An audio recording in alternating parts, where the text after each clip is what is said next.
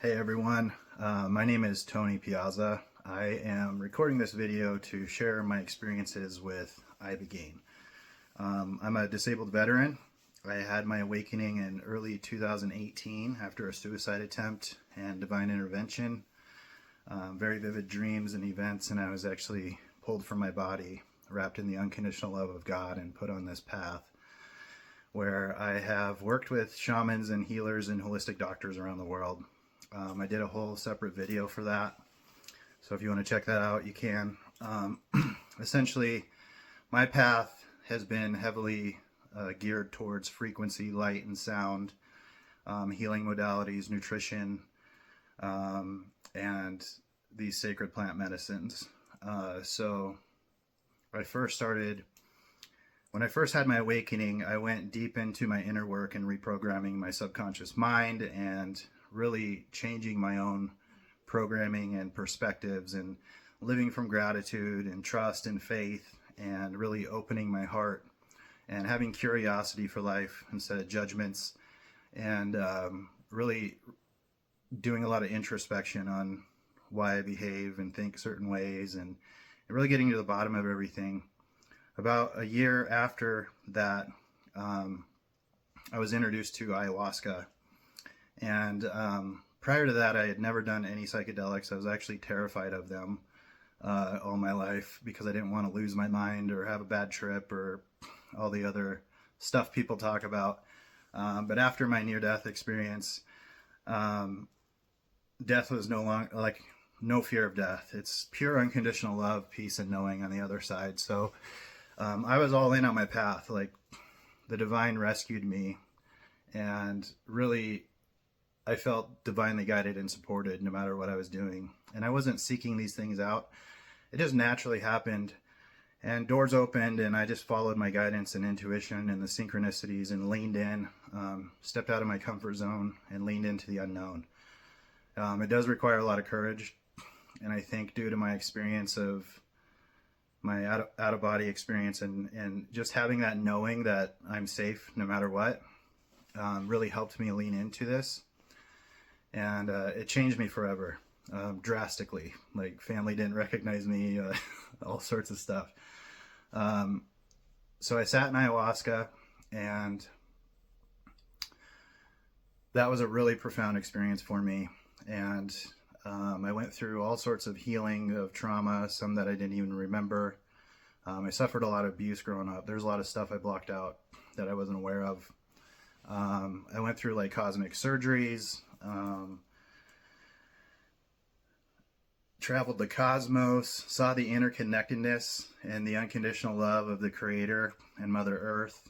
I was also taught how to reach into my body and pull out stuck energies instead of purging like other people, which apparently is not normal. So from the get-go, I was able to navigate the medicines very easily, and I really excelled pretty rapidly.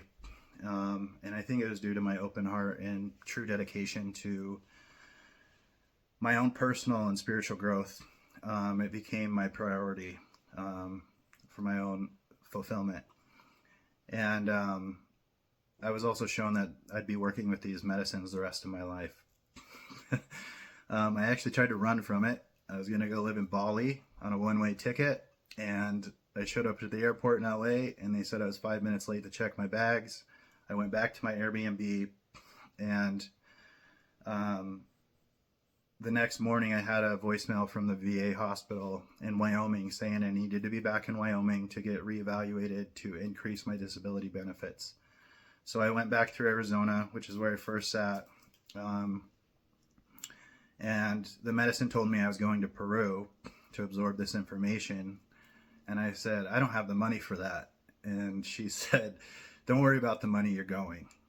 So then I went back to Wyoming, and I got a big back paycheck for my disability, and ended up in the jungle. So I spent almost a month in the jungle. I went down there originally with other facilitators because they recognized that I was able to work in the medicine. I can come in and out of it at will, and I was gifted. So I did a week with them, more deep inner healing work, and then the bigger group came, and then during that time Spirit was using me to help others, and I could sense when they needed help, and I'd come up and help them ground and take them to the bathroom if they needed help, all of that. The shaman recognized that as well and wanted to mentor me, but I didn't speak Spanish. But the shaman that took us down there was Clay Villanueva, and I ended up living with him and his wife and assisting in facilitating ayahuasca ceremonies. So my awakening was in early 2018. I believe early 2019 is when I first sat, and then for 2 years we were doing ceremonies twice a month for 30 plus people, and it really helps me to heal, evolve, and understand the higher dimensional reality and healing. And I was all taught by Spirit, and it was beautiful. It's been profound and life-changing. And then right before COVID, I was guided out of the country, and we ended up in Costa Rica, which was supposed to be a 9-day trip, and then we were going to go to Peru to sit with shamans in the mountains. On the 9th day, all flights were canceled, and then we decided to stay, and all doors opened up for me. Really good deals on houses in the perfect areas. I met a guy who was serving bufo, so I experienced that medicine. That one is another very profound medicine. I don't recommend these medicines to everybody. I'm just sharing my experience, so I in no way think I'm an expert.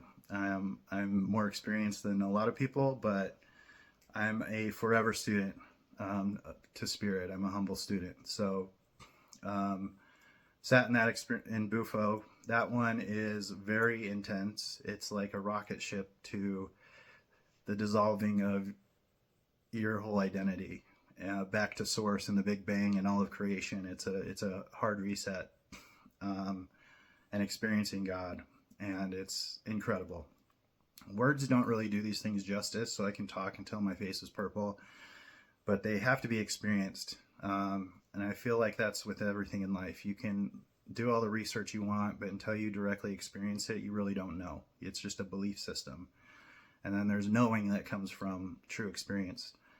So anyways, my girlfriend started working for a doctor who was helping Navy SEALs with Ibogaine, with PTSD and addictions. That's primarily what people hear about Ibogaine with. But he met me, and he allowed me to do it as well. And I was doing it just for my own healing and spiritual growth. And so this was a 24-hour long ceremony, and I'm going to share like what I recall, and this is 5 years later, so this is 2020, and it's still very vivid. The visions that you have in these medicines are really profound, and they're more real than this reality that we think we're in, because you're at a much more expanded state of clarity and awareness. So I'll just share my story like with my timeline, and then I actually have notes from my girlfriend, who is the nurse that was watching over me the whole time, because when you're in these medicines, it's not linear. It jumps around. You'll go into your childhood and then into adulthood, and it like hops around. So it's kind of hard to weave it all together to see the interconnectedness of everything. So essentially, Ibogaine is from Africa, from the Iboga root bark, and I took a gram, and I weighed like 220, and they actually had to test my heart to make sure my heart was good. There's a lot of contraindications, so nobody should be doing this medicine without proper guidance and support. And I was hooked up to monitors and everything, and so I took the medicine and laid down, and I had well over 30 ayahuasca ceremonies, so I know how to surrender into the medicine and allow. And this medicine started kicking in, and my heart started racing, and it almost felt like I would die. Like my body would quit functioning if I didn't focus on breathing.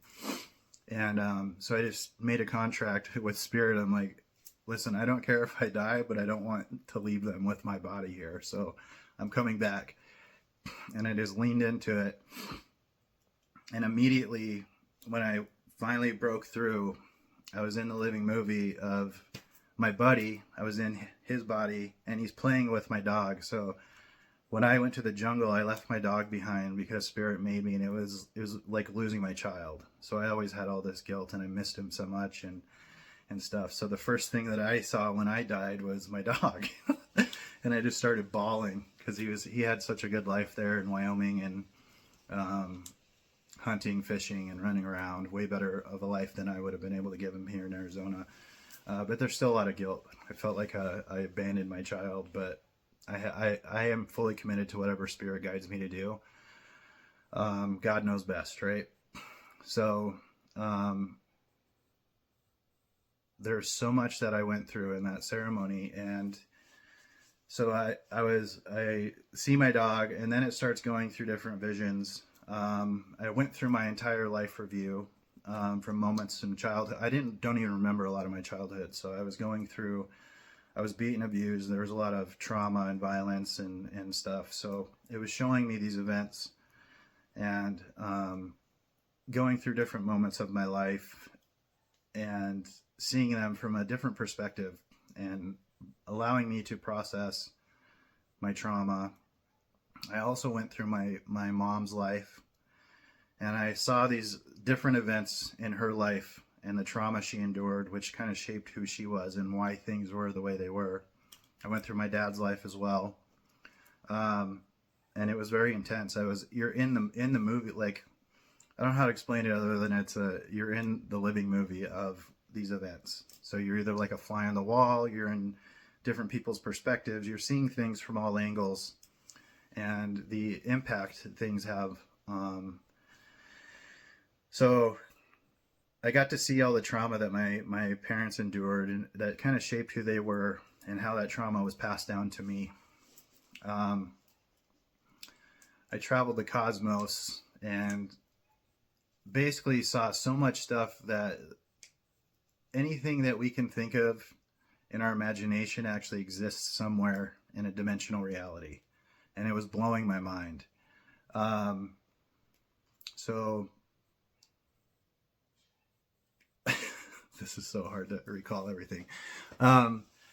So you go through the life review. I went through the history of Earth and saw different eras where there were beings much more advanced than us, like superhuman. I went back to Neanderthals and saw them, and they felt like really extremely dumb, like very dense, non-intelligent beings. I went into so then I asked, like,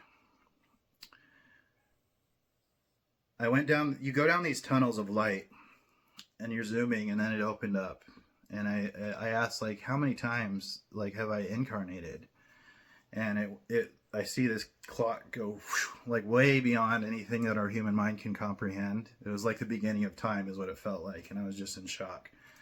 And then I said, well, how many times on Earth? And it showed this counter, and it stopped at 1,423. And I was like, what?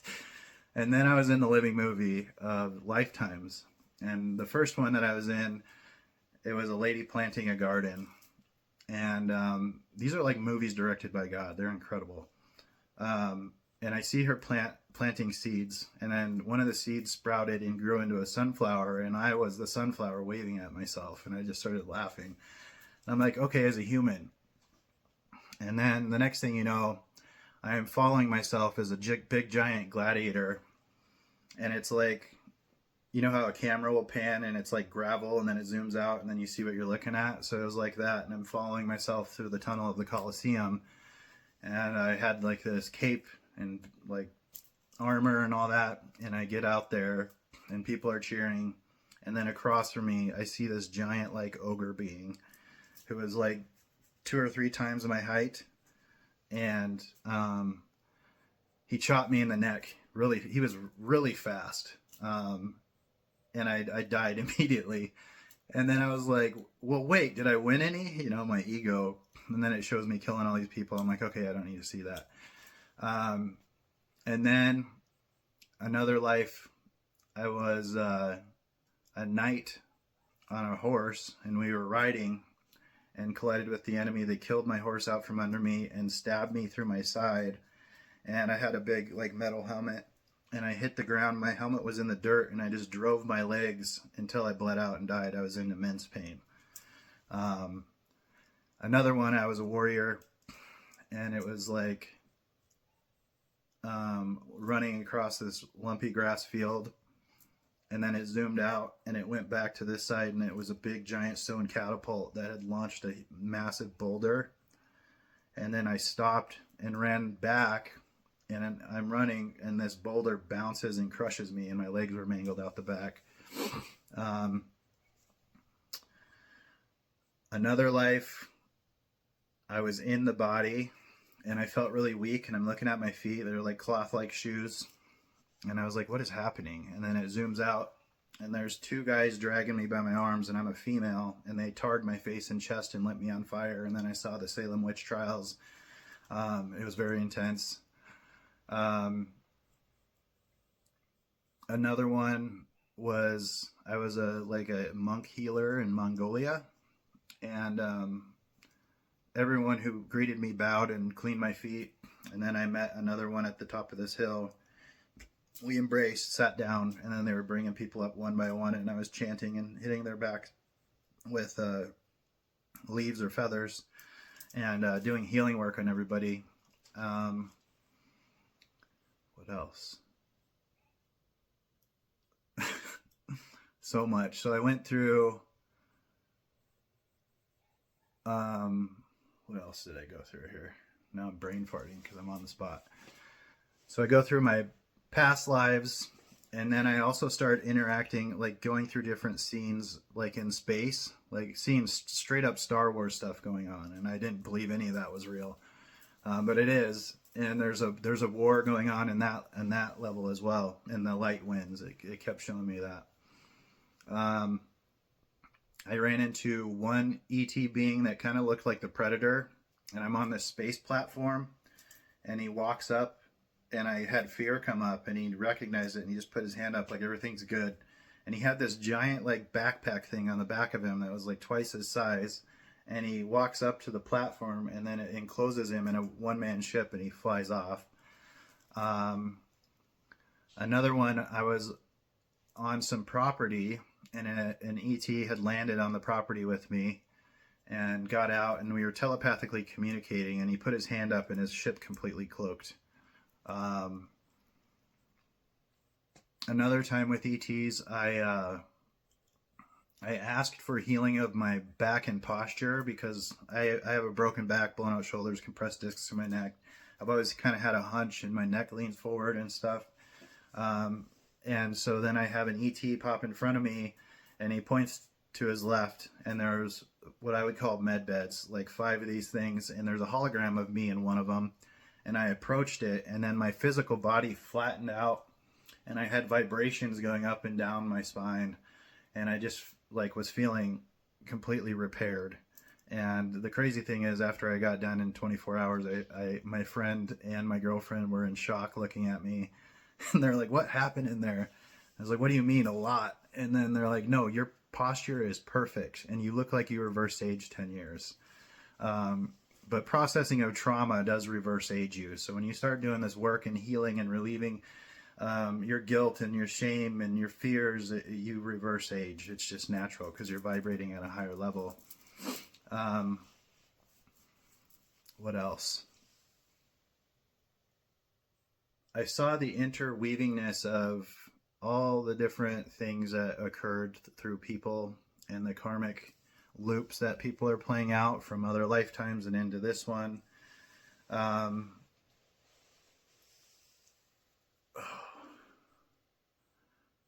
Like I said, I went through the history of Earth and saw different wars and events, and I saw that I was in those wars as well, getting killed. A lot of war, death and war on this planet, very dark. I also went into deep underground bases and saw where they were harvesting humans, like cattle, like full-on conveyor belts, and it like blood was flowing like water. It was disgusting. And I also saw them doing DNA experiments, creating creatures that are so far beyond your imagination and bizarre. And then they would also, like, I saw this one thing that looked like a leg of an animal with an eye on it, and it was just jumping around all weird. And then I see two guys walking down the hallway with yellow hazmat suits, carrying these bags, and there's something living in it. It's moving, and then I see them release them, and it looks like a chicken body, kind of like no fur or feathers, and then a long neck, and then these gnashing teeth on the top of it, and those things fed on the other things. It was so crazy. It was so weird. But like I said, these are very like real visions. It's not like cartoonish. It's like this. And I also saw them creating like half man, half beast things. And when I was in this space, there's a noticeable difference in their vibration. They do not know joy, love. It's all bloodlust and destruction and no respect for life. It's the opposite of God, right? And I saw them, they had these beings that were like sex dungeons, these beings raping humans and harvesting that energy and things like that. So just to give everyone clarity, when you do these medicines, you're not just going to see the love, light, and rainbows. You're going to go through the whole expansiveness of creation, but you'll see it from a higher perspective. How this planet and this dimensional reality has duality, and it's on purpose, because where we come from is unconditional love, peace, and knowing. So you know everything, and you're just at the vibration of love. So I sat with light beings, and it was pure love and bliss beyond anything you could ever imagine here. The love that humans talk about is childish. It's not real. The love of God is so profound and humbling, you'll fall to your knees and like humbled, and it just, your love to the core of your being. It's just, it makes me cry every time. And so it showed me that our souls are at that level beyond the duality, and this is like a game where we are exploring the polarities and dualities of life, and we've all had lives deep in the dark, and then we've had lives in the light. I was in the presence of Yeshua. It didn't show me, I didn't see his face. His presence, immediately I knew it was him. And I grew up religious and I grew up Catholic, and I didn't believe in any of it because I watched how all of these religious people push fear, guilt, shame, and judgment, and they condemn others. And so I always rejected religion because of that. And but in the presence of Jesus, I was humbled to my knees and bawling, and he loves us so deeply, he loves us so deeply. Sorry.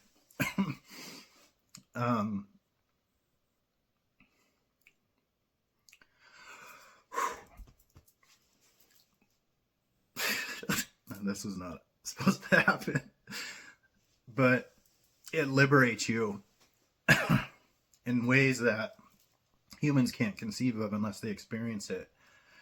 And I was also in the presence of Archangel Michael, who's been with me since my awakening, and he was standing right next to me, like guarding the space for me. And then I asked to see Archangel Gabriel, and I just saw trumpets playing.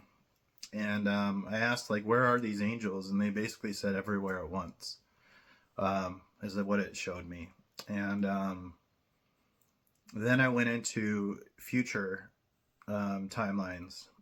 Within my own life, I saw that my grandma was going to get dementia. And I saw her in her little apartment, like losing her mind. And I was like, well, how do we help her? And it showed her getting blood work done and going from there. And I actually told my mom this, and she ignored me.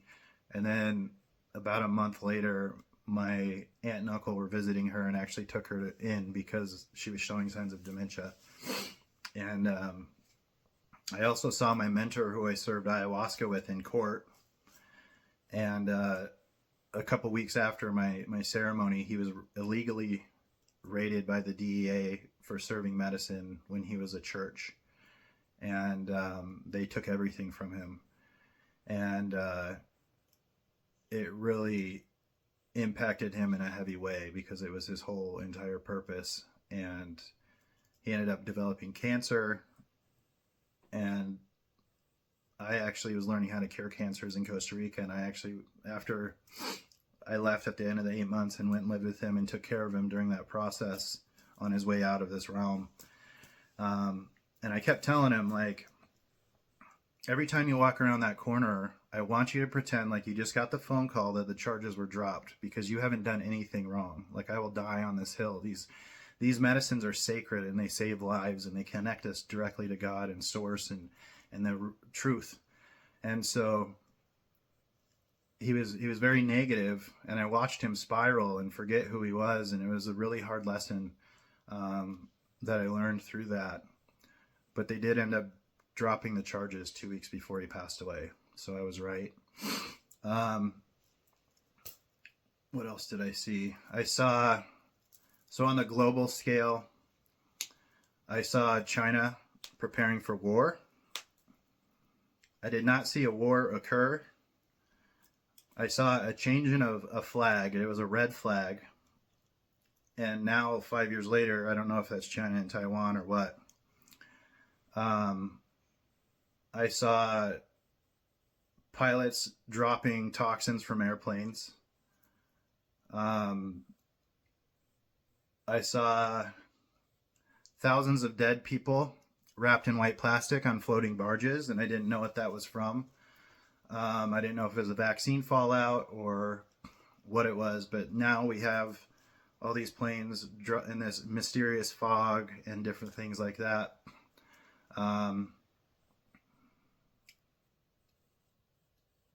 I saw people in prison wearing their masks. And this was at the very beginning of COVID, like very early. I saw, essentially I was in Wall Street, and I watched as the entire system collapsed, and I was with all the people working there, and everything shut down, and everyone was panicking. And I saw this guy like drop all of his stuff and drop to his knees. And then I saw a brief reset period. And then it showed me picking people up off the street and handing them handfuls of this multicolored currency, saying, get up, we're okay, we've been liberated. Like, all this money is given back to humanity.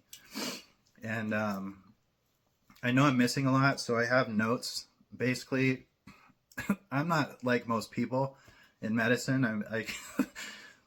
But essentially, like, in the first 2 hours of my ceremony, I thought I was done. I had traveled the cosmos and back, and like so much. Like in these medicines, time is so much different. You can spend 15 minutes in there and it's like you lived 3 years. You're like so much information. So 2 hours in, and I said, am I almost done? And they said, it's only been 2 hours. And I was like, oh my God. I was like, you guys have to start writing this down. I'm not going to remember everything. And so as I was going through the process, I was yelling out things, and the nurse were taking notes. But as far as the collapse, that showed me the wealth transfer back to humanity. And then I later learned and went down all these other rabbit holes with like Nasara and Jasara and the rainbow currency and the quantum financial system. And I was heavily guided to invest in XRP and XLM. So I've been doing that for the last 4 years. I also invested a little bit in like the dinar and stuff just in case, but I've been telling people to do this for forever. And I also tell people to stock up on food and water just because of that reset period. It felt really short, but it's better to have it and not need it, and not to live in fear, because on the other end of this, like, humanity is going into a golden age. And I know there's a lot of doubt and fear out there, but I'm here to tell you that I know 1,000% that that's where I'm going, at least. And the timeline that I've seen over and over and over again is moving into a place of pure unconditional love, peace, bliss, joy, and knowing. And this knowing doesn't come from the analytical mind. The analytical mind serves a purpose, but it doesn't know shit. And it's linear and logical, and spirit is so much more comprehensive, and it's just so much that goes into it. And everything is perfectly and divinely orchestrated. There are no victims. We sign up for these things to experience, to get direct experience and be on the giving and receiving end of all of these things, so that we truly understand and know. And that's where our wisdom comes from as we go back into ascension. And we've learned everything we need to know in these dense realities.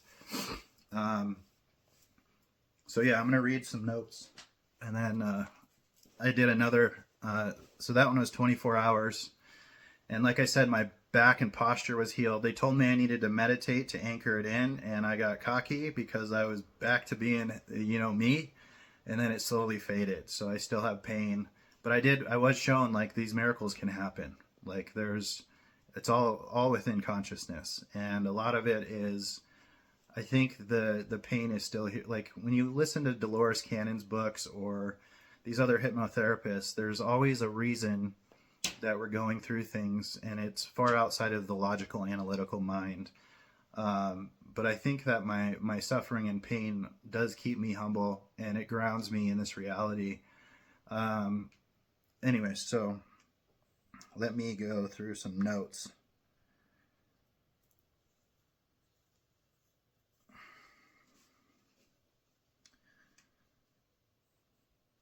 So a lot of this, I was just a fly on the wall in my mom's house watching her do daily activities. I saw my buddy Dan feeding my dog treats.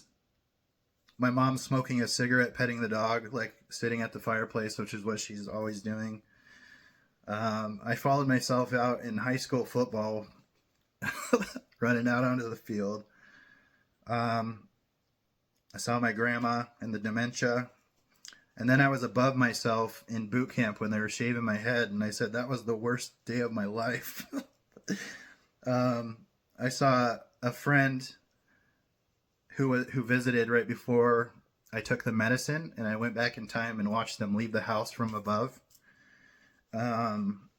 Another thing is, when I was on this medicine, I could essentially bilocate. So I'm laying I had a blindfold on the whole time. I'm laying on the bed. And then I'm watching above, and there was two nurses at the foot of my bed. One of them was my girlfriend. And I saw her get up and go into the kitchen to get water. And as she was, so I wanted to time it.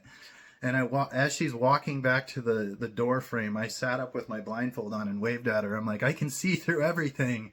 So like, this is real. We don't need our bodies to see or hear. And, this is where we're going back to, is really truly tapping into that consciousness, and we are not our bodies. So when you're too heavily connected to your body and the physical reality, it's hard for you to even get the concepts of the spiritual side of things. So you really have to go at this with an open heart and be willing to be wrong, and be a humble student, and really like seek the truth, no matter how painful it is. Because it is your liberation. And it's really difficult because you do have to face your traumas, and a lot of us bury them down because they're too painful. But in these medicines, you're able to process it from a higher perspective and release it. And your whole body will vibrate. You'll have different releases. It's all being released from your DNA. And it's life-changing. And I have so much reverence and respect for these medicines. They are very sacred, and anyone who wants to do these medicines, you need to make sure that you are ready.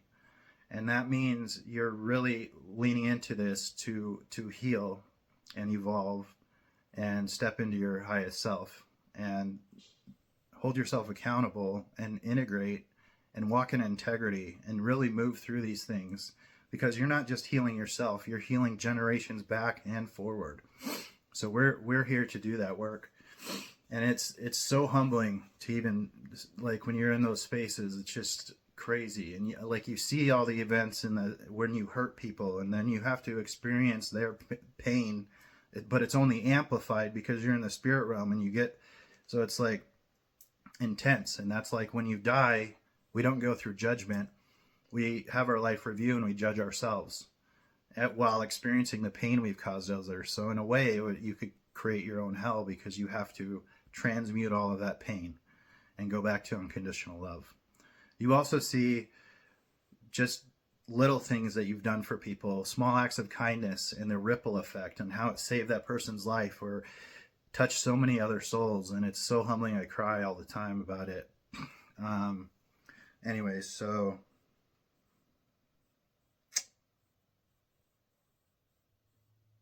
now I'm in watching myself. When I was in the Navy and I had my broken back and blown out shoulders, I was toughing my injuries out for a year, and they kept telling me I need to be able to do my job. Like, they thought I was trying to get out of work. And at that time I was benching 450 pounds and really fit, but the injuries were internal because someone tripped me up down a ladder well, and I grabbed the rail to catch myself and then blew out my shoulder and broke my back. But I have a really high pain tolerance, so I toughed a lot of stuff. I used to break bones and pop them back into place and keep going. I like beat up bullies, and it was just like I was growing up being beat all the time. So my anger was taken out on others that do that, and football and different things. But so anyways, I was on limited light duty, and because of my back, and I had finally, when we got back from my deployment, I went above that officer's head and got an MRI, and they said, oh shit, you need shoulder surgery and possible back surgery.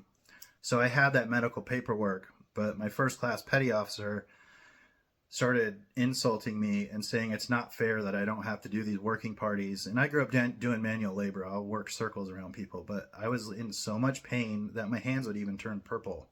So I was so pissed, and I went and I was about to knock him out, and then I turned and hit the steel wall of the ship, and I broke my pinky bone and popped it back into place. And then like 5 guys grabbed me and pulled me out of there before I got kicked out of the Navy. And then if you know my story, you'll have to go watch the other video, but essentially I spent time in jail. So I'm watching myself being released from jail.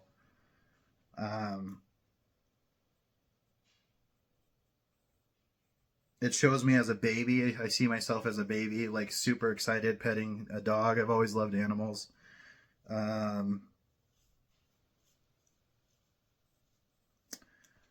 was put into a new body, and like I didn't realize how much pain I carry in my body. It's so much pain, and when you're relieved of that, like I just started shaking and crying because it was so relieving to be out of my dense body, and I could not stop crying. It was like being in a fresh, new, like featherweight, air-conditioned suit, and it was beautiful. I went back and watched myself take the medicine.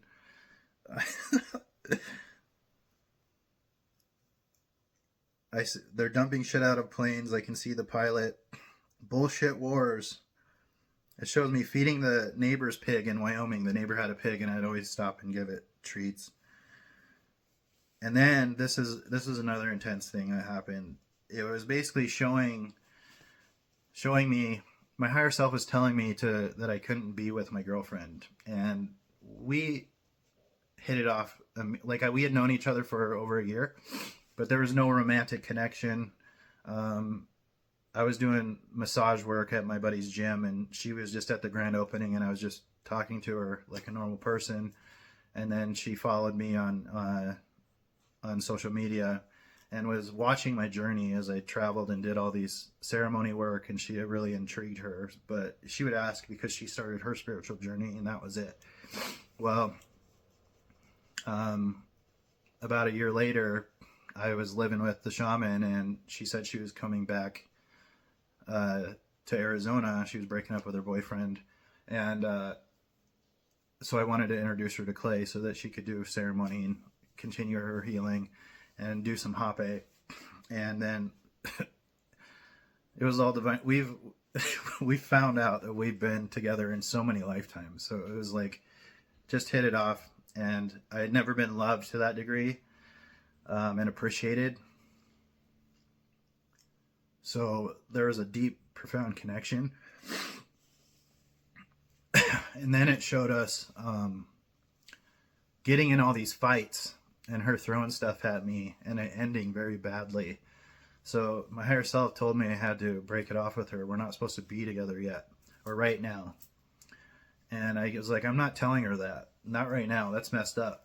And then it kept getting worse and worse. And so I finally said it. And I said, Alia, I love you. I never meant to hurt you, but we're not supposed to be together. And then I started bawling. And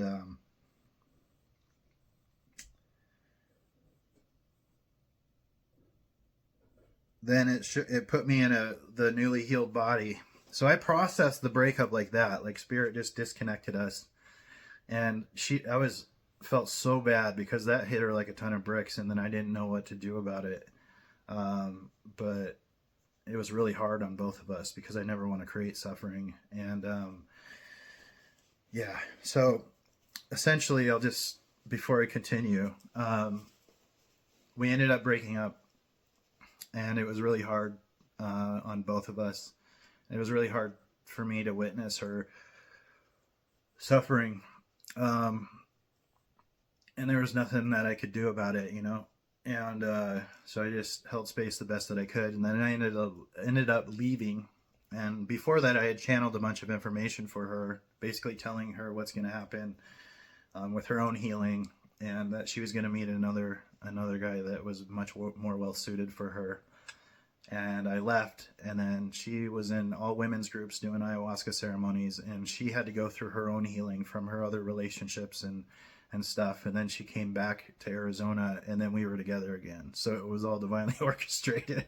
So you just have to trust and lean in, because spirit knows best. And if she hadn't gone through that healing work, it would have created friction with us.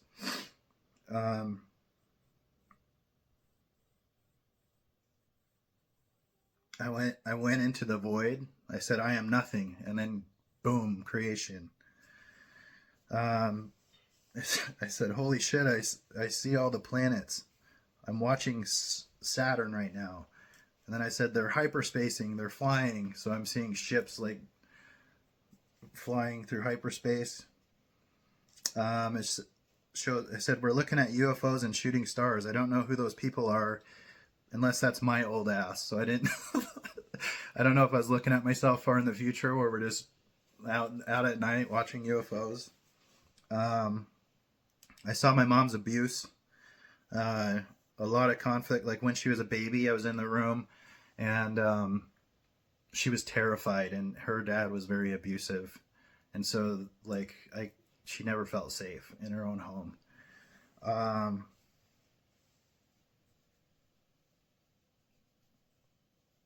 And then I said, because of the abuse, that's why I never knew what a good relationship was. And then I was in the day prior when I had a video chat with my mom, letting her know what I'm doing. So I'm watching both of us talk through the phone. And then I was filling the house and property with love and protection. And then I said, I'm going to do the whole world. And then I said, I love you, Bronson. That was my dog. And then I say, my posture, perfect posture. They're putting my body back together. And then it says, I just cleared all my worries.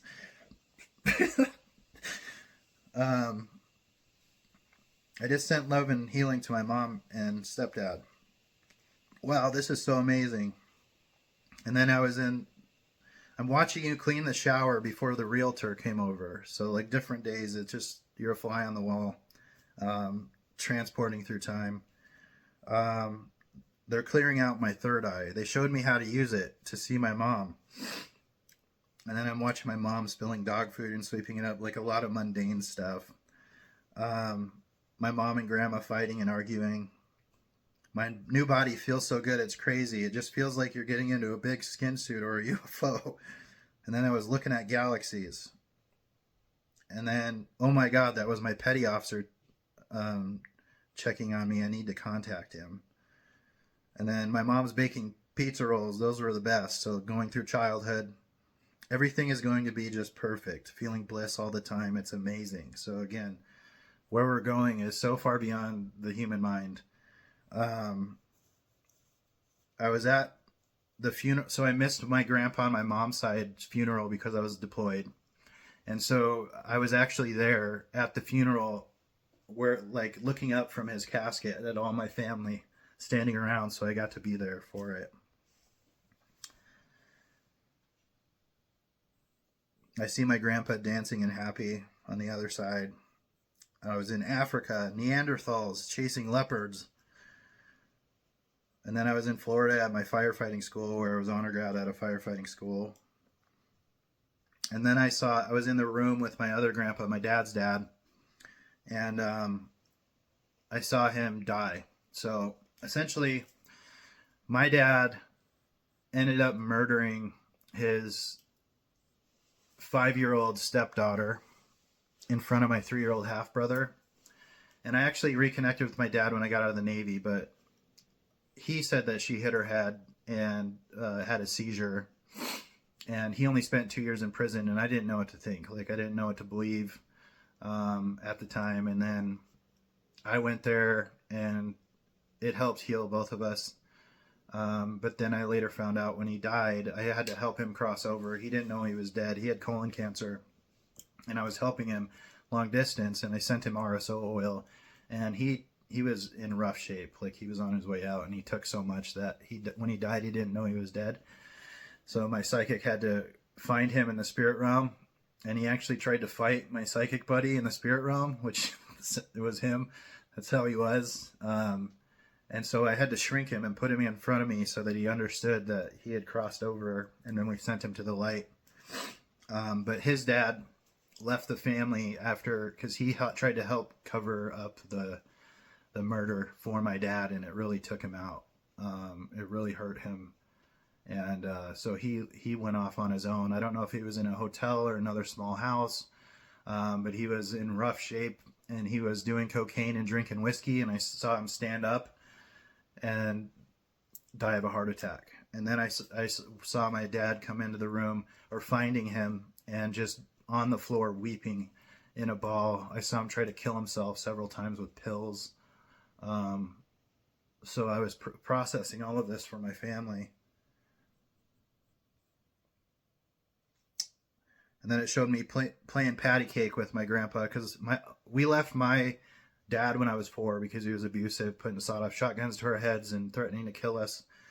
So I didn't remember any of my childhood, but it was showing me that my grandpa really loved me. My mom teaching me how to cook, a black panther. So I connected with a lot of my spirit animals. And if you see this behind me, that's a custom painting I had done with all the animals that I work with in the shamanic realm. I don't know if it'll... And then there's me with the giant tuning fork, the hummingbird coming out of my hand. That's my main guide. So when anytime I'm on my path, a hummingbird shows up. And when I went into my Akashic records, I had it basically looked like folders. So it was like I opened up in this big room, and there was folders, and it went like this, and it went like that, and then it evened out, and then it went all the way down to the highest timeline.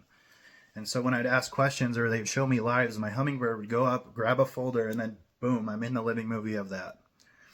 So it's like a record of everything that's ever happened, or is happening, I guess. So panthers, jaguars, those are my main guides, and hummingbirds, and then lions, and then you got all that bear, wolf, owl, snakes, all of it.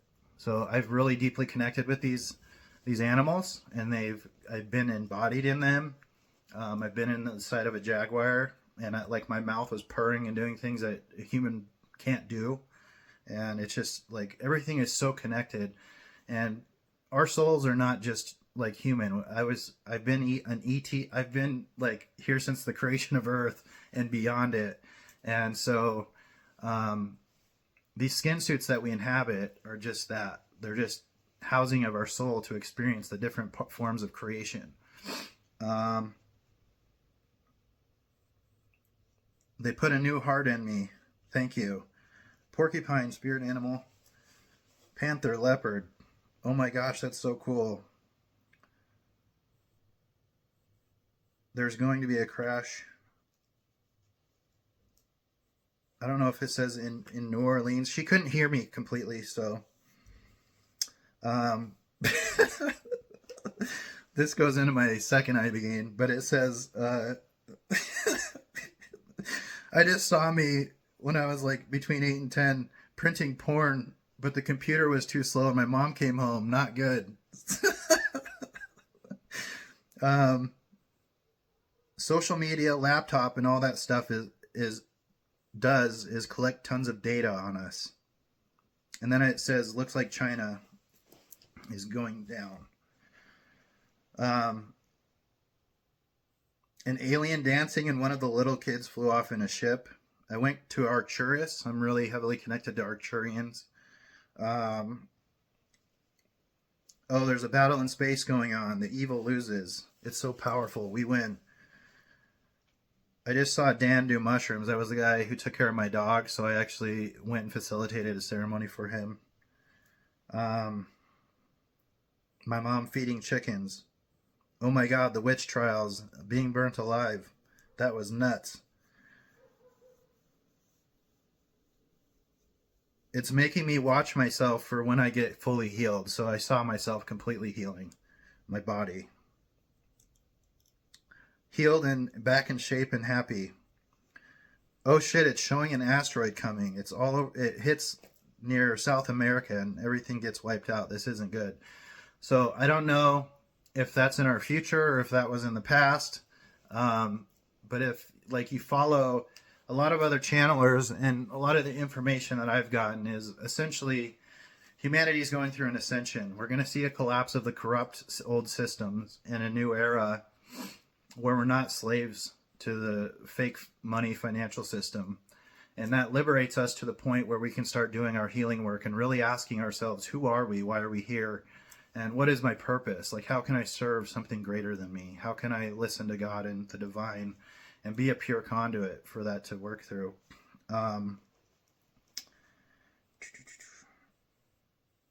So with that asteroid, I don't know, because when a lot of people talk about different events that are potentials and we have different timelines, but I asked like where I would be when the asteroid hit it, and it showed me as an angel, so not here. And if you've gone in depth on any of this, the solar flash that's coming, I've seen, I don't know if it's our sun or a star building energy and sending waves of light and frequency to Earth to help elevate the consciousness of the planet until there's one like massive solar flash that I believe is the split point where those souls that are purely heart-centered, ready to go to unity consciousness, experience the new 5D Earth, and those souls that aren't ready play out their lives in the 3D destruction timeline. And to the soul, nothing is bad. It's all experience. We're eternal. So these lives that we think are so long are like a blink of an eye to our soul. We're just one file. So that's a lot to grasp. But they talk about like the solar flash and the pole shift and different things like that. And a lot of them say that during the solar flash, we will be put in a form of stasis and then wake up as if this is all a distant memory and we're in this state of being of pure bliss and love and unity consciousness.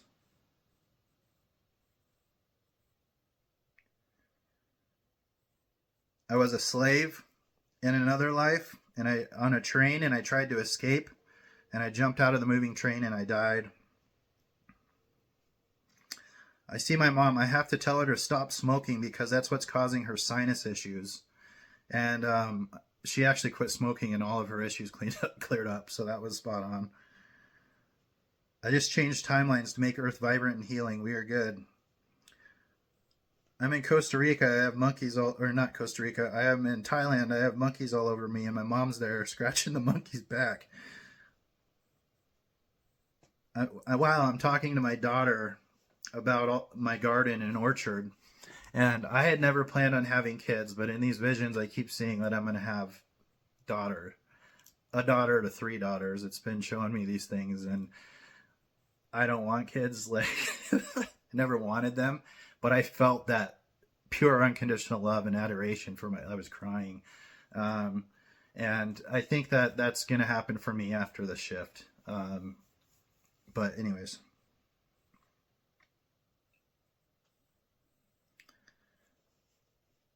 Me as a baby. I don't know if it's North Korea or China, but red flag and they're evil. I've lived so many lifetimes. Holy shit, since the dawn of time. Ah, a sunflower and a butterfly. My mom's feeding butterflies and holding them in her hand. People releasing viruses everywhere. And remember, this is 2020. You can jump out of dimensions. I opened up a portal and people are coming through. Nikola Tesla, I was with him. Free energy. So I was in his lab. And I've been heavily guided to Nikola Tesla and frequency and vibration, but I was there. It was crazy. It's showing me in a space pod. So we have all these lifetimes that are, we call past lives, but there's all these lives are happening at the same time. Like when you get out of the linear time frame of this dimension, it's all happening at the same time. So essentially you can look at it like all of these lifetimes, like past lives, your soul's just inserting themselves in these different periods. I just saw some major healer in China. I'm going to get direction from him. Holy shit. Teaching little kids about singing bowls. Showing me when I was little playing soccer. Homeless people, giving them money. A lot of money.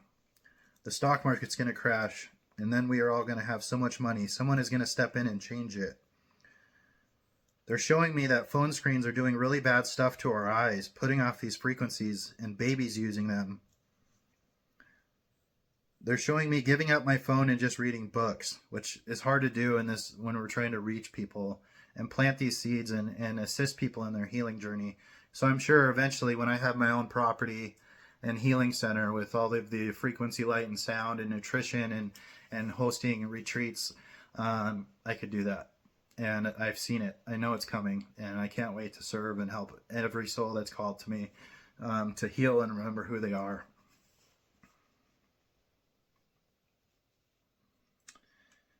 Llamas. So we had llamas growing up. Memes are a way of programming people's minds. They're not good. Taking away our energy. I just saw me and my friend Lucas looking at UFOs sitting in lounge chairs. I'm supposed to read that green book, and that green book is the I Am Discourses of Saint Germain. That's been a really powerful book for stepping into and embodying your true I Am presence, your true God self. I am that I am. And then I said, what time is it? That's it. I've been around the universe and back. And then it says, I guess I have to go to Mongolia. I can't wait for you to do this. There were some things I didn't want to see, like my mom giving my stepdad a blowjob. That was the worst. So no one wants to see these things, but I think all of us are a little disgusted thinking about our relatives doing that. But it was basically showing me that that is the nature of, that's just nature. Like we wouldn't be here without that. So we don't have to, there's a lot of distortions around sex and sexual energy, and it actually causes distortions that go in a negative direction because of how much shame and guilt around it is. It's very polluted.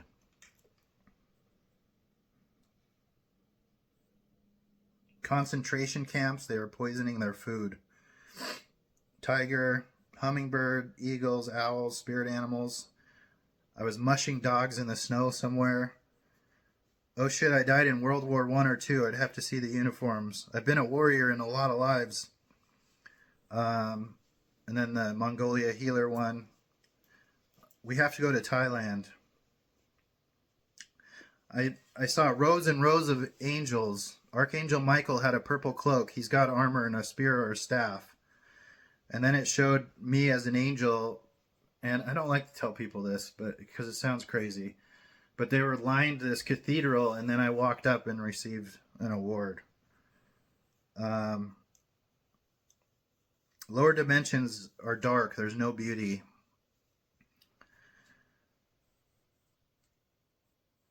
Gladiator life, witch life.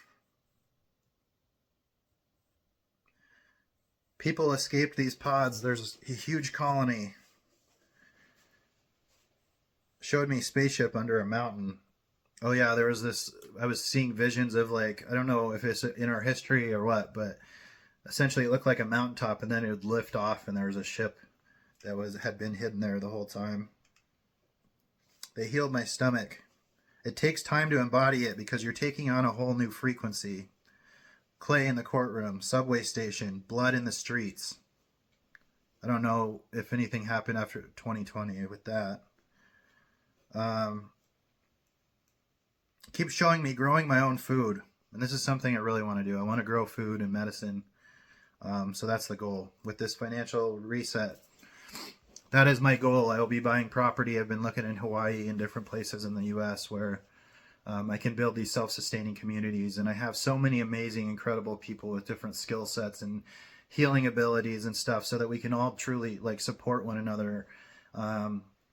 Because it's really hard when you go back into the 3D realm and people have all these judgments and fears and limitations, and you get sucked back into the matrix when in reality magic is supposed to be a normal part of life. Miracles happen to me all the time, and I get to hold space for miracles.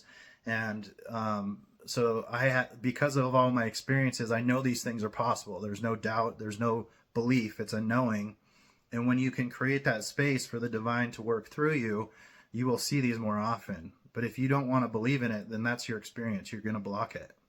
Unless there's divine intervention, like my life. I visited other planets that were thriving. I see people around a well of water saying blessings into it and splashing it on their faces. So let me see. Sorry, this is long. 101.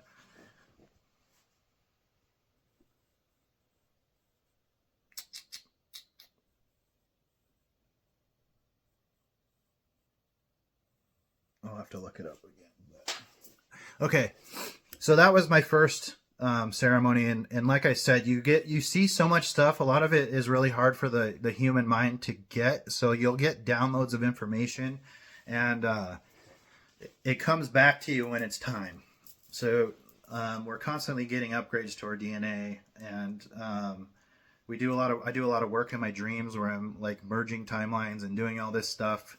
So a lot of people who have these bad dreams and things, there's different timelines that didn't make it. From everything that I've seen, we're on the golden timeline, and I know it in my heart. But I also know there's overlapping timelines, and you are basically choosing what you're going to experience based on your attention, intention, and your own vibration. So if you're living in fear and doom and gloom and feeding that energy, then that's what the universe thinks that you want to experience. The universe is neutral. If you're in gratitude and love and peace and like being a living example and walking as Christ did with unconditional love and non-judgment, you're going to see the golden timeline. So that's why I always say, like, any fear-mongering, shut that shit off. Don't even give it your time or attention. Essentially, these beings cannot create for themselves. And us as living souls and creator beings create the world that they want because they program you subconsciously through all the movies, the programs, the news, and all of this stuff. So you're essentially working for them. And there's more and more people waking up right now. So I know that humanity is going to move into this age of love, peace, and prosperity. So then that was in 2020. And then I ended up moving back to Arizona and helping my buddy who had cancer. And I went through a lot of I've been through so many hardcore initiations, and like once you start, it doesn't get easier. You just are able to navigate and process a lot better. Instead of reacting to life, you start to respond and really think like, what is this teaching me? Like, what is the lesson in this? And where am I blocking myself? What behaviors and belief systems are creating these things? So then I did another Ibogaine recently on 8/8/8, August 8th, 2024. And this one's embarrassing, but I'm an open book. Like I already love myself and know that nobody's perfect, and the human experience is a messy one. And our souls actually think it's pretty hilarious that we take ourselves so seriously. So when I had my awakening, I was very strict. Like I made sure that I wasn't watching any violence or anything like that. I was being cautious about what I was putting into my mind, listening to Neville Goddard and Abraham Hicks to reprogram my subconscious mind, um, to see the beauty in life and to focus on what I want to create. And then I was audiobooks. I have a whole list of audiobooks if anyone's interested that I can share. I do share a lot of it on my page. So essentially, where was I going with that? Oh God. Oh, okay. So I stopped watching porn, doing all that stuff, and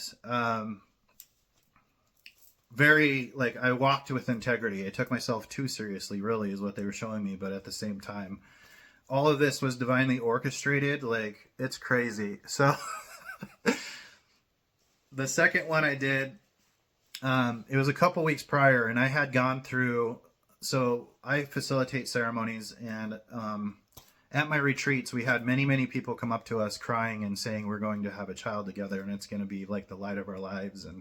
And at that time, I was doing testosterone, because when I got out of the Navy, I started working in the bars with all these roided out guys, and I was skinny fat from my surgeries, and I was so used to being in shape my whole life. Like, I started working out at 14, and I was benching 300 by 16, 17, so that was like my outlet.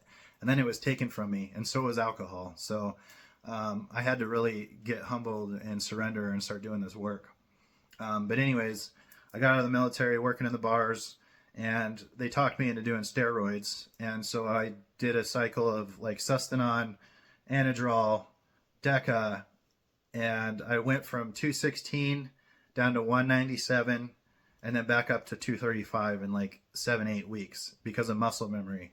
But then I didn't do a proper post-cycle therapy because I was cocky because I didn't have any side effects and all that stuff. And I ended up blowing out my shoulder again, like on my fourth set of 315 for 12. So yeah, I'm hard-headed.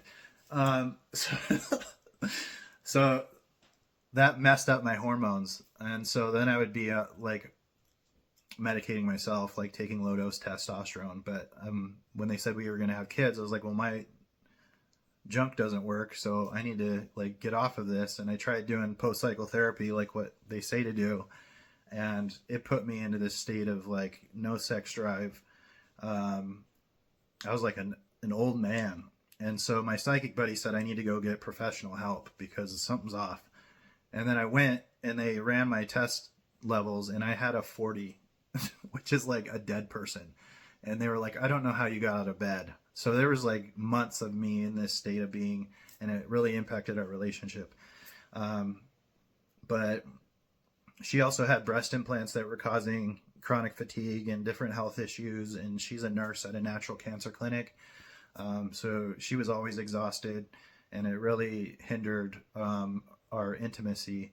And so I got my test levels back, and then she was always exhausted, so there was none of that going on. And this is so embarrassing. So essentially, she went to bed, and I'm scrolling on my phone, and something popped up, and I was like, don't do it, Tony. And I did it, and I ended up doing the thing. And I felt so much shame and guilt around it because of programming that I found out from childhood. We'll go into this, but she had broken up with her boyfriend right before me because of porn, because she would get in her car when she was leaving the house and his phone would connect and he'd be on porn. So she had a really bad picture of it. And then I just, in a moment of weakness, did it. So I had this guilt and shame temporarily. And then 2 or 3 weeks later, I show up at my friend's house in LA to do Ibogaine. And right when I touch the door handle, I get an email, and it says something bufo. And I thought someone wanted to do a bufo ceremony. I'm spilling all of it. It's gonna be, I don't care what you say. Anyways, so I open it, and it says, my phone number and email was caught on an X-rated site, and we recorded everything and we're going to send it to everybody in your contacts list if you don't give us $1,600 in Bitcoin by this date.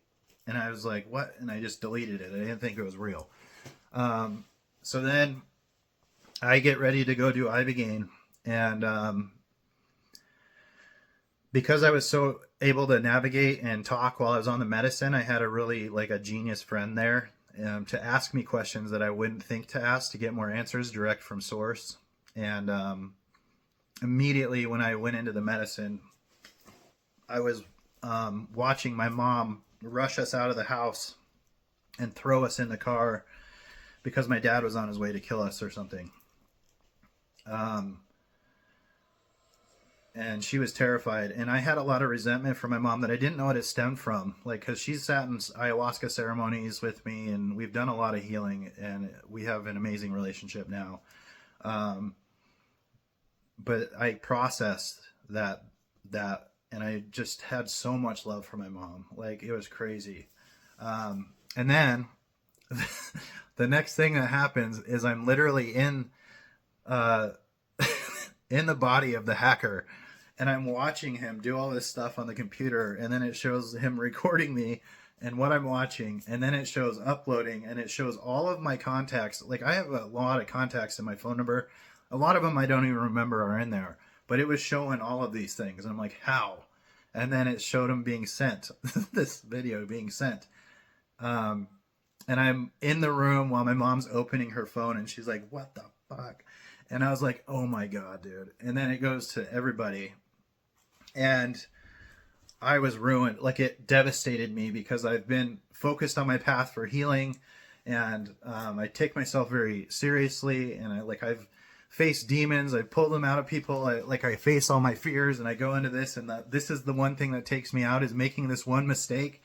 And I was so horrified. And it showed it going to my friends, my girlfriend's parents. Like, I'm literally in the room watching them open this stuff. And then it showed I was supposed to have a retreat. Well, I did have a retreat in Florida with 17 people. And it showed that they sent it during my retreat. So the second day of our healing retreat, all of them get the video of me, and they all confront me. And I was just like devastated because I've worked so hard to heal and truly be a conduit and like check my energy, my sexual energy. I'm very grounded, and I don't have pervy or anything.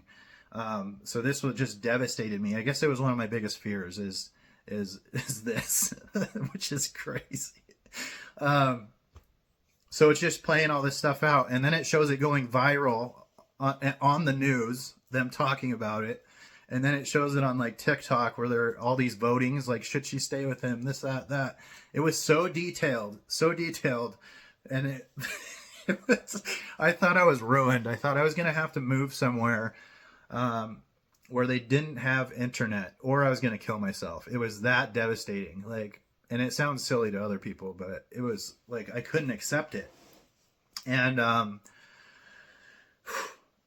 so I'm laying there, and these people are trying to, like, they thought I was going to access the spirit and be going, like, telling all this amazing information. And so here's one thing that happens in medicine.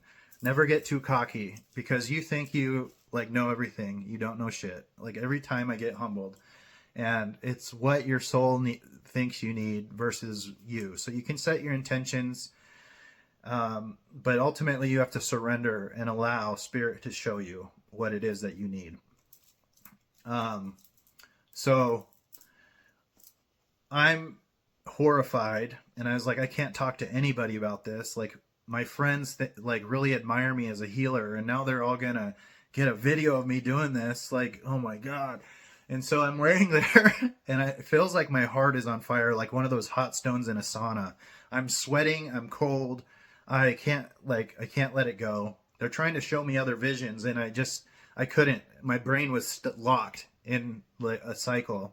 It actually showed like this mechanical bear, and then its eyes doing the spirals, and it shows me on the back trying to hit it. They're trying to get me out of it, but I was like so stuck in this. And so I'm laying there for literally, I think it was 12 to 14 hours in my own living hell. And I had to fully accept and love myself. I had to accept that this was going to happen, and no matter what anyone thought, I'm still lovable. And I had to love myself unconditionally, and that was the most difficult thing. So I was stuck in that loop for a long, long time. And then my friend, she came in, sat in the room. She's like, dude, this isn't like you. Like, what's going on? And I was like, oh, I can't tell her. And then I was like, okay, do you promise that you'll still be my friend no matter what? And she's like, yeah, why? I don't think there's anything you could do. And then I tell her the story. So essentially, it took me down this path of, all right, I'll back up. So my stepdad, my mom broke up with my dad. Then I had a stepdad that was very abusive. He'd fly off the hinges and beat me all the time. Break hot plates or plates of hot food, glass all over my face, like crazy stuff. So I was always on edge, and that's why I started working out at a young age and beat him up at 14, and then it was gym twice a day. So it showed where and then I've always been impatient. So it was showing me how all of this was passed down to me through him. And it showed him being raped when he was young. And in a shed somewhere. And I watched it. I'm watching it. And I just feel his like pain. And he just wanted it over with. Like, because there was nothing he could do to stop this guy. And so that's where his impatience and anger stemmed from. And then it went to when I was little, and this was sexual trauma I don't remember. I was probably between 6 and 8 years old, and one of the neighbors had like 2 little girls that we would play with, and it showed their mother like reaching in my pants and playing with my junk, and my body reacting one way and my mind is terrified. So it was so much guilt and shame and feeling dirty. Like, why did my body respond that way? Like this and that. And then those little girls would always chase us around and expose their privates to us. And then that same response would happen, but I was terrified. And so it was this guilt and shame and these weird distortions around sexual energy that I was seeing that were passed down and being processed. And then it showed when I was little, my mom had money in her dresser drawer, and I was reaching in there to get money to go get some candy at the gas station. And there was a picture of my stepdad in there, a Polaroid of him with a giant heart on. And I was so disgusted, and I threw it back in the dresser. And then there was another moment that I had blacked out where I'm watching my mom have sex. I went to the bathroom and I left the door wide open, and I was traumatized. And then it shows when I was a little older, whenever dial-up internet came out, we got a computer, and me and my brother would play games on it and stuff. But my stepdad was using it for porn, and then we found it, and then that started our whole perversion. And that's where that vision came up in my last Ibogaine, where it showed me printing off the nudie, because it was in his history, so that's how we found it. And then I put it on the printer, and it's like 1 line every minute. It's like it's crazy. And then she would come home, and I'd rip the paper out of there. So there's all this weird, sneaky perversion going on from a young age, and so that distorted sexual energy along with my molestation stuff. And so it was showing me what I'm doing and processing all of this. And then through that mistake that I made, I'm also helping Alia process her emotions around porn and all of this. So it just showed me the in-depth, I'm not like verbalizing this very well, but everything is so interconnected, and we are here when we are presented with stuff, instead of going into judgment and guilt and shame, we get curious and process it and really be with it, and love yourself unconditionally no matter what the mistakes are, because you didn't know better at the time. Now you do. So you do better now. And it's a daily thing. We have to show up every day, living from love and non-judgment and dancing with life. and it's not easy. There's a lot of challenges, but how you have to operate and try to see the divinity in everything, and it's difficult. Um, so I'm telling her all of this stuff, and then she's laughing at me hysterically. She's like, Tony, you know everyone jerks off. What, you think you're the only one? And I'm like, no. And so it loosened me up to the point where I could start laughing at myself. And basically, Spirit was showing me like how this had been planned for thousands of years.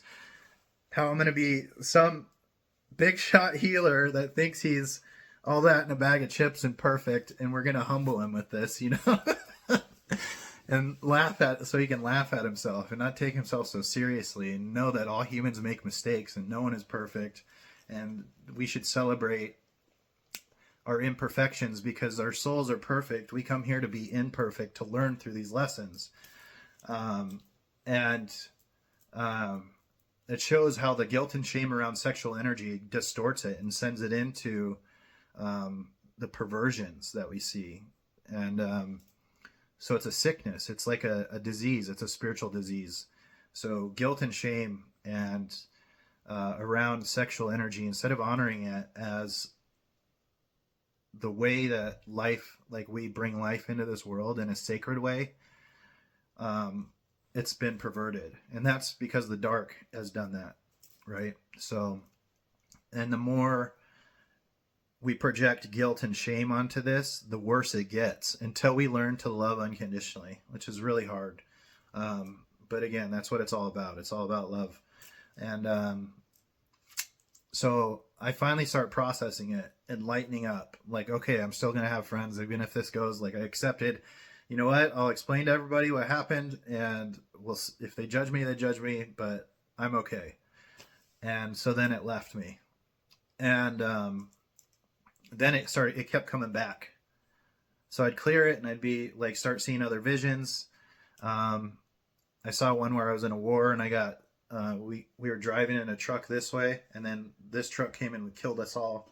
What else? There's just random things that I was seeing, but it kept coming back, and I was like, why does this keep coming back? Why can't I process this? And then I'm face to face with a reptilian, and it's this real. Like, it's not, it was insane. And all this fear came up from me. Like, we've had wars with these beings for eons. So there's still fear stuck and stored in our DNA. And when you're face to face with them, it's a whole thing. And so I had to face it. There's no looking away in these visions. You can't close your eyes or open them and get out of it. You're in it.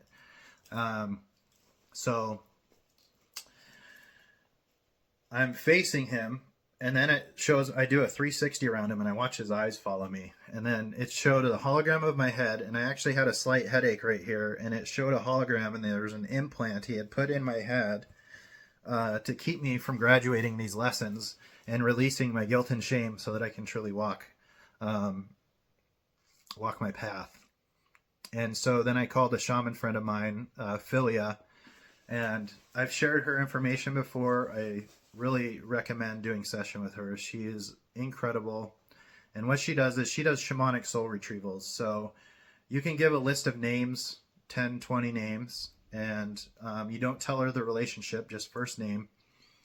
And these are people that you want to see if you've had other lifetimes with, if there's anything karmically going on. I do a lot with my soul family to see how our connections are. And so she opens this sacred space and goes into a trance, and she will come back and tell you who you were, who else was there, what happened, and reclaim any fragmented parts of your soul from the trauma that you endured. And then you also reclaim the wisdom and gifts that you've cultivated. So you start having these remembrances. And she is incredible. Everyone I've sent to her is always blown away. And when you list me, typically because you found her through me, we've been connected most times. Anyway, so I called her and I was like, hey, I think I said, I think a reptilian put an implant in my brain. Can you help me? So she called me, and we went through this whole like exorcism or cleansing of it, where she has done a lot of exorcisms. I've done them for people. It's just clearing these entities and attachments. And essentially, a lot of the higher up dark beings have left. They already know they're losing. They've already capitulated. And so the lower level ones are still just doing what they're doing, not understanding that the war's already been won and they've lost. So if they capitulate and they leave, they're reducing their own suffering in a way. So she opened a portal, and he was able to see his higher ups were already gone over there, and they're in a place of unconditional love now. So they understand that their role playing the dark is over, and they're back in unconditional love and freedom. They're no longer stuck. So he left, and I felt the relief immediately. And then she also tapped in, because I was so terrified about telling Alia about my mistake and this ceremony, because I thought she'd break up with me. And so she went into our other lifetimes, and it tied in perfectly with what we are processing in other lifetimes when she betrayed me. And we've lost children together and different things. And it was just showing this amazing and beautiful evolution throughout thousands of years of us completing it finally. And so I sent her the recording of that so that she could process it and understand. And it helped her so much, because she had a moment, like after I got off the phone with her, I'm like bawling with all this stuff I'm experiencing, and told her I'm so sorry. And she was able to process it and laugh at it instead of going into the fear and judgment. So it helped her process, and then it showed us having children. So we're healing each other so that we can be good stewards and wise parents for the new children coming in that are highly advanced souls. So I had been told by Philia that I was there for the building of the pyramids. And then in my first retreat in Dragon, Arizona, I have these ancient alien artifacts that were dug up in Mexico. So there was a guy I met who went down there to debunk it, and he spent 6 figures plus on testing all of this stuff. And it's dating, I think it was 6,000 to 12,000 years old.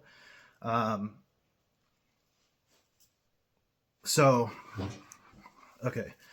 So I donated 3,500. I didn't know what I was getting. They said the elders would send me what was meant for me. And I opened it, and it's this alien crystal skull and another mask with gold and serpentine with bone.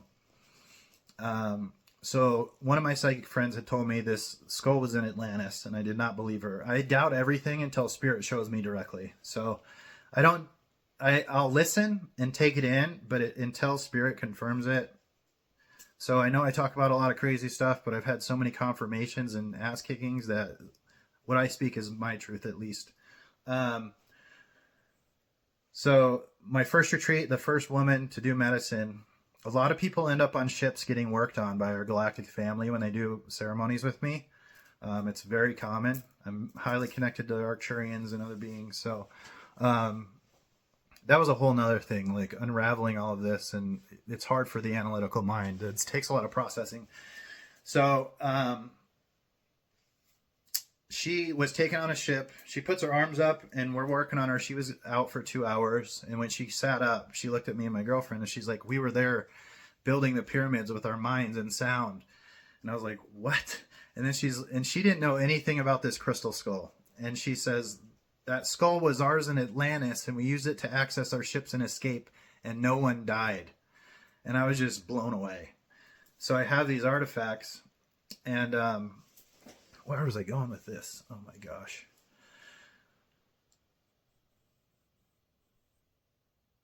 Oh man, now I lost it. There's so much going on.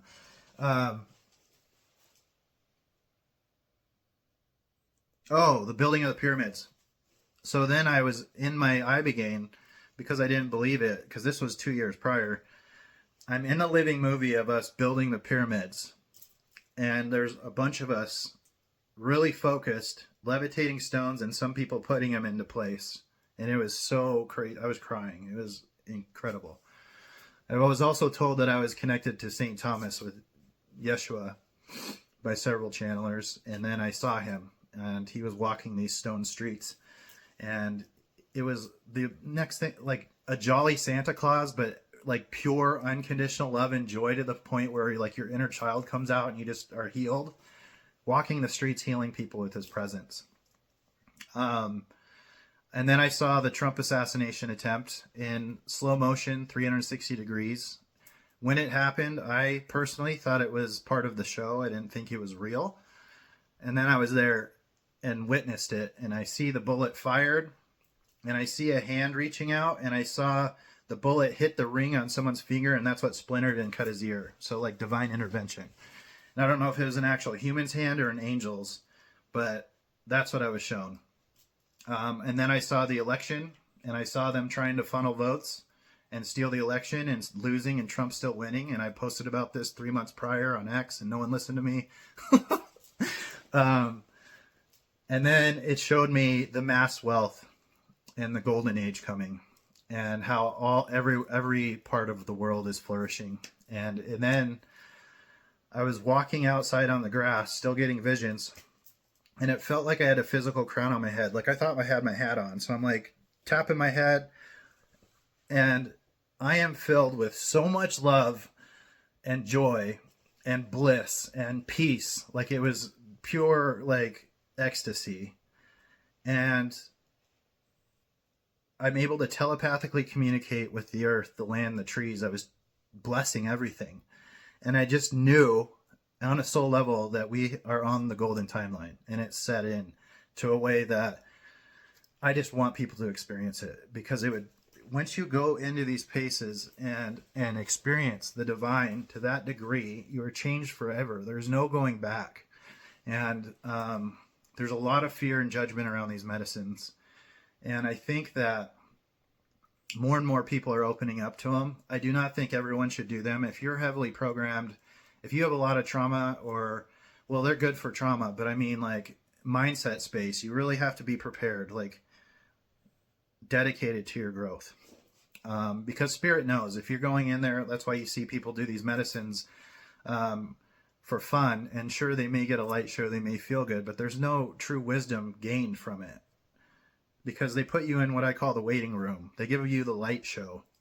When you're ready to do the work, your guides show up and you go through it. And so you have to be ready to really face all your fears and face yourself. And it can be scary, but I'm telling you, on the other side of it is pure bliss and love. And I'm forever grateful for these medicines. And I know that God put them here to help in the ascension of humanity. And they're not for everybody. Everybody has their own path. But for those that are called to it sincerely, and those who are ready to do that, it's there. You also want to make sure that when you're doing these medicines, they're with qualified people that are pure in heart and in integrity, and they're not in it for money and ego and spiritual elitism and thinking they're special, because no one's better than another person. I'm just a door holder for others to go experience source. And I get to do that because I walk as a humble student, and I know that I'm not better than anyone else. And I will go into the pain with you and hold you so that you can process and heal. And we can, like, I'll jump into the fire with you to do this work. And I've been through so many initiations and dark ceremonies and this and that. And I think a lot of people are scared of that. And that's why you have to do it with a qualified facilitator that can really protect and hold the space. And I had to experience all that stuff, so I knew how to handle it. So someone with my position that's working with these medicines like I do, we go through more intense initiations so that we can handle anything that comes up and clear the energy and ground people and really protect them in this love bubble and make them feel safe so that they don't go into the fear stuff, but they really are leaning into their liberation. And so I have so many more stories. I've spent over 500 hours on my body. So every ceremony is different. Like I said, your soul is your director and God. And if you show up to do the work, good. And I hope you have people around you that support you. I have an amazing team around the world, and not just for plant medicines, but healers that can do incredible things. I have psychics that can tell you your whole life story without asking you a question. Philia, who does the shamanic soul retrievals, other people who do quantum healing, and I've been very blessed with being surrounded by genuine, authentic, heart-centered, humble, highly gifted people. Because unfortunately, the spiritual community is full of pretenders and egos and greed and people wanting to feel special, and it's unfortunate. It really is. So my duty is to be one of the ones that's genuine and authentic and in integrity in everything I do. And I'm here to support you to become the best version of yourself on all levels, no matter what that is. I'll cry with you. I'll hold you through your pain. I'm not going to judge you in any way. I was shown in that Ibogaine ceremony that judgment is essentially condemning yourself. So when you judge another, that's the opposite of love. And you will have to experience the other side of that judgment.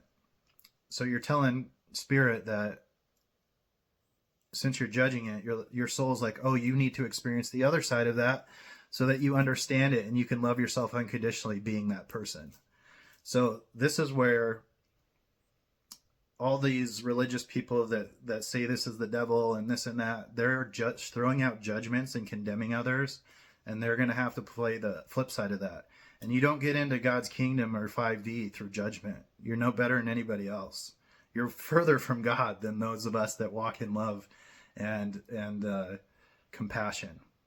So you never know who God is speaking to you through. It could be a homeless person on the street, and you have to treat them with respect and integrity, because that could be God testing you. It could be God giving you wisdom. It could anything. And God sends you people because they need your love.